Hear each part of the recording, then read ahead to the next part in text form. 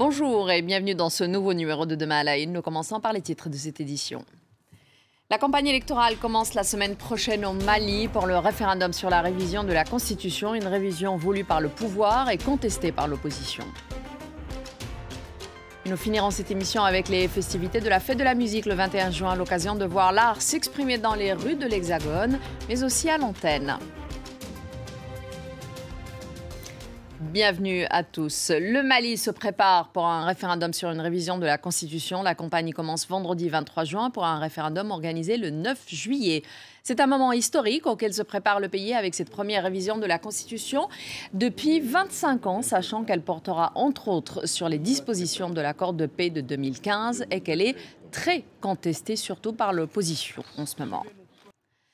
Pour discuter donc de ce sujet, j'ai le plaisir d'avoir à mes côtés notre grand reporter Karim Akiki. Bonjour. Bonjour Aziza. Merci d'être avec nous. Et en face de vous, Xavier Chemisseur, notre rédacteur en chef à France 24. Bonjour Xavier. Bonjour Aziza. Merci d'être avec nous. Nous allons donc commencer tout d'abord par expliquer effectivement sur quoi porte cette révision constitutionnelle. Je commence avec vous, Xavier. Quels sont les principaux articles qui sont concernés ? Alors, si et seulement si, bien sûr, le projet est adopté. Absolument. Le Mali passera à un parlement bicaméral, c'est-à-dire qu'il y aura un Sénat. Il sera institué en tant que chambre haute du Parlement aux côtés de l'Assemblée nationale. Et ça, c'était une création qui fait polémique, mais on y reviendra sans doute dans un instant, qui date en fait de l'accord de paix de 2015. Il était impossible de passer outre ce point. Elle permettra de prendre en compte les clauses de l'accord pour la paix et la réconciliation. C'était attendu. Il y aura aussi des députés nouveaux, d'un nouveau type, dirons-nous, les députés de la diaspora. Ils auront donc des députés des Maliens de l'étranger, on dirait, pour reprendre des expressions qu'on connaît ici en France. Un député pour les Maliens de l'étranger, c'est dans l'article 56 de la Constitution, et c'est nouveau pour un pays qui compte énormément de Maliens qui sont établis hors du territoire, et c'est une façon de leur permettre de participer à la vie politique du pays, alors qu'ils participent activement à la vie économique du pays en faisant revenir de la devise au Mali, et pour qu'ils participent généralement de manière active à la vie du pays. Le nombre de députés devrait donc être revu à la hausse, mais ça, en revanche, ça reste un petit point d'interrogation, puisque c'est une loi qu'on appelle organique, qui devra statuer de ce genre de choses. Et puis, il y a une autre innovation, c'est l'article 56. Je peux vous dire, on a beaucoup travaillé. L'article 56, tout député qui démissionne de son parti, ça marche pour les députés, mais pour d'autres responsables politiques, eh bien, en cours de législature, sera déchu automatiquement en fait de son mandat, ce qui est censé mettre fin à ce qu'on appelle le nomadisme politique. Dans d'autres pays, on utilise d'autres formes. La transhumance politique, voilà.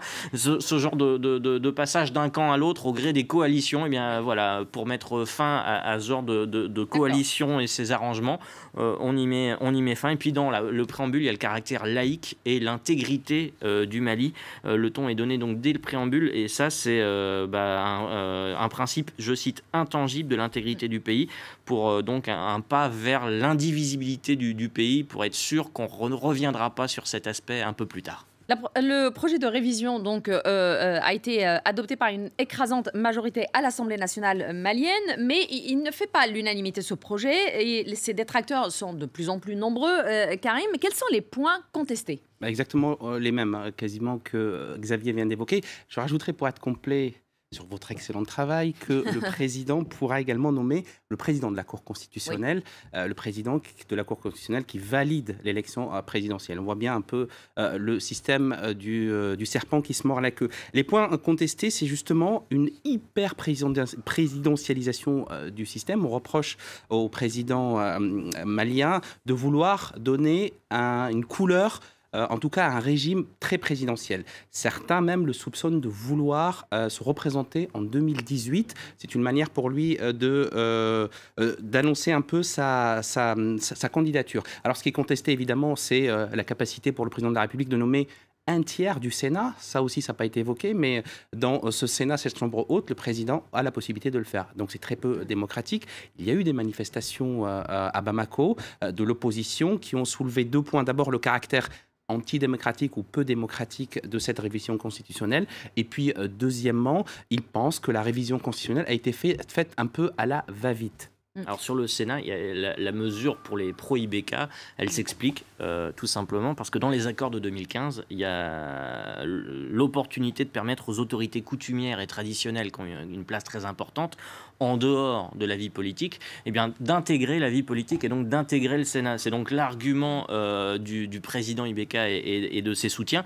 C'est juste que tout simplement les détracteurs de cette révision de constitution disent que c'est quand même un moyen de faire entrer au Sénat des gens qui auront quand même tendance du régime. Plutôt à être du côté du régime. Parce que justement, l'opposition estime aujourd'hui que le président Ibrahim Boubacar Keïta cherche simplement à renforcer ses pouvoirs. Et ça fait descendre pas mal de monde dans les rues. Il y a l'opposition, il y a des syndicats, etc. Qu'est-ce qu'on peut dire là-dessus ? On peut dire deux choses. La première, c'est que cette révision constitutionnelle a été floue dès le départ. Elle était adossée aux accords de paix de 2015, qui étaient dans un contexte assez particulier, avec d'autres pays qui sont intervenus. On en reviendra absolument, on va revenir sur l'accord de paix. Sur l'accord de paix. En tout cas, ils reprochent, ou en tout cas, ils ont peur que le régime se présidentialise. En tout cas, ils voient que le président pose ses pions, à la fois sur la Chambre haute, sur le Conseil constitutionnel, en disant c'est une manière de verrouiller la vie politique malienne, une vie politique qui est un peu, on peut le dire, un peu désorganisée pour le moment. Côté pouvoir, parce qu'il y a quand même des arguments côté pouvoir qu'il faut évoquer, on dit que c'est un moyen de moderniser la République malienne et aussi un moyen, on le verra peut-être plus tard, de décentraliser, d'avoir plus de pouvoir pour les collectivités locales. Ce qui est aussi reproché au pouvoir, c'est un petit changement. Il concerne le Premier ministre. Alors, IBK connaît bien la situation puisqu'il a été lui-même Premier ministre. Jusqu'ici, c'est le Premier ministre qui était en gros appelé à donner sa démission. C'est-à-dire qu'il donnait sa démission quand il l'avait décidé. Ça pouvait donner lieu à des palabres, à des situations rocambolesques où un Premier ministre pouvait être sur le départ pendant plusieurs mois. Et là, en fait, au gré de ses expériences, on rappelle que IBK était Premier ministre, je crois que c'était en 2000, c'est le moment où il est censé justement rendre le pouvoir. Et le président de l'époque a eu toutes les difficultés à le récupérer. Ouais.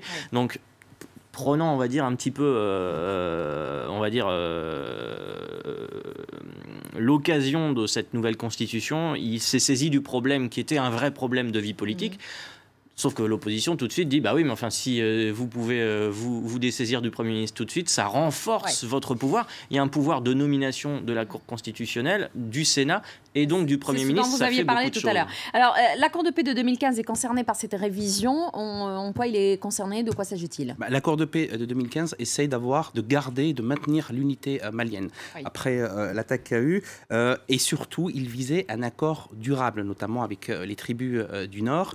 Cet accord de paix prévoyait, sous l'égide de la communauté internationale, d'intégrer toutes les composantes de la communauté malienne. Le problème qui s'est posé ensuite, c'est comment mettre en musique tout cela, parce que c'était des intentions louables, une manière de vouloir changer le régime, en tout cas changer la manière de diriger le pays en intégrant toute la société malienne. Le Mali est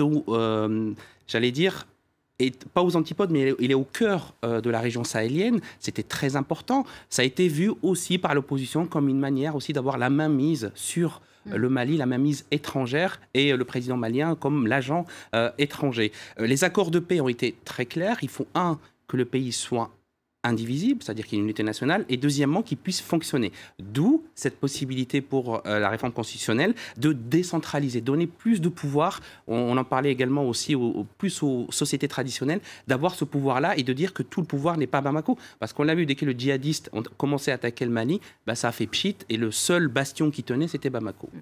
Alors, justement, la sécurité est un défi, c'est un enjeu assez important en ce moment de manière générale, et puis en plus avec la préparation de ce référendum, Xavier. On reparle d'ailleurs beaucoup du fameux G5 Sahel qui inclut la Mauritanie, le Mali, le Burkina, le Niger et le Tchad et qui fait aujourd'hui l'objet d'un bras de fer entre la France et les États-Unis d'ailleurs. Voilà, alors il y a deux choses. C'est une des attaques aussi, les modalités de l'organisation de cette élection, puisqu'en fait ça va être organisé en pleine saison des pluies.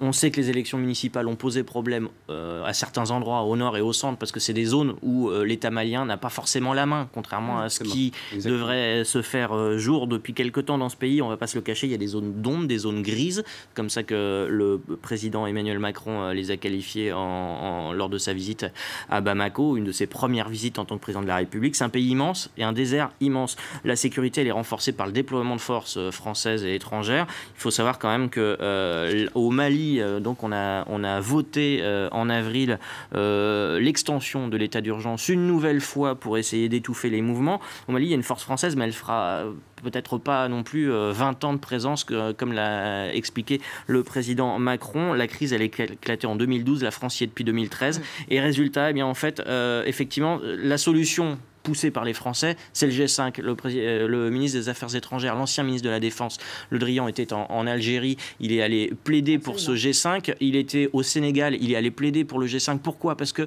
le Sénégal est membre du Conseil de sécurité en ce moment, comme la France. Et donc, en gros, ça permet de faire avancer cette idée. Parce qu'effectivement, en face, les États-Unis ne sont pas d'accord, parce que ça veut dire encore un peu plus d'argent à sortir pour essayer tout simplement de mettre un peu d'huile dans les rouages et d'organiser une force que vous avez d'ores et déjà cité, parce que tout simplement la MINUSMA, elle est à bout de souffle. La MINUSMA, elle est aussi, c'est la mission de maintien de l'ordre, elle est à bout de souffle, et puis c'est surtout une des missions les plus coûteuses en vie humaine depuis la Somalie. C'est-à-dire qu'en fait, on en est à plus de 70 casques bleus tués en opération.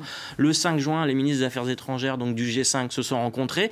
Le début juillet, juste avant la révision constitutionnelle, eh bien, ils ont de nouveau rendez-vous. Ça sera en présence de Emmanuel Macron, qui justement essaiera de pousser cette initiative. Merci beaucoup, Xavier. Merci beaucoup, Xavier, pour ces explications. Merci à vous.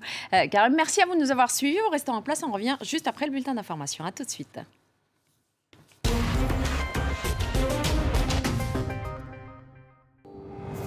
Retrouvez-nous demain soir sur France 24 et RFI pour connaître les résultats définitifs de ce second tour des élections législatives. Nous irons ensemble dans les circonscriptions. Nos invités en plateau réagiront pour tenter de comprendre ensemble de quoi l'avenir sera fait. Après une élection présidentielle inédite, l'Assemblée nationale devrait être à son tour profondément modifiée. Emmanuel Macron aura-t-il une majorité pour gouverner? Eh bien, on le saura très vite. Le verdict des urnes dès demain. Retrouvez tous les résultats sur France 24 et RFI et bien entendu sur nos sites internet.